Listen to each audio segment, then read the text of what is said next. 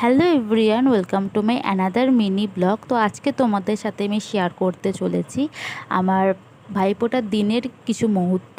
তো সকালবেলা ঘুম থেকে উঠে সবার আগে স্নান করে নিয়েছিলাম আর একটা ফ্রেশ জামা পরে নিয়েছিলাম, নতুন জামা পরেছিলাম। এটা হচ্ছে আমার সেদিনকার আউটফিট ছিল। আর এদিকে সব সরঞ্জাম রেডি, আর এখানে পিসি চলে এসেছিলো, সবাইকে ফোঁটা দিয়েছিল, কাকা কাকু তারপর বাবা, সবাইকে ফোঁটা দেওয়া হয়ে গেছিলো।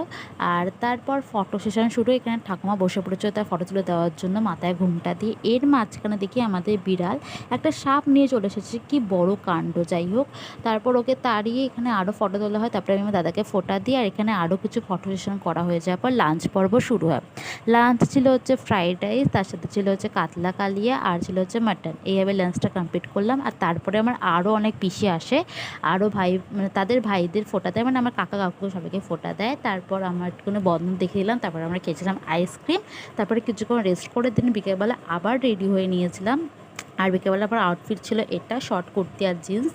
আর তারপর এটা একদম কমফোর্টেবল বলে আমার ভালো লাগে, আর কালারটা খুব সুন্দর ছিল, নতুন ছিল। আর তারপর আমি চলে গেছিলাম হচ্ছে মুভি দেখতে। আমরা সবাই এইভাবে দিনটা কেটে গেল। ব্লগটা ভালো লাগলে একটা লাইক করতে, একটা ভেবে আবার দেখবে অন্য কোনো মিনি ব্লগ।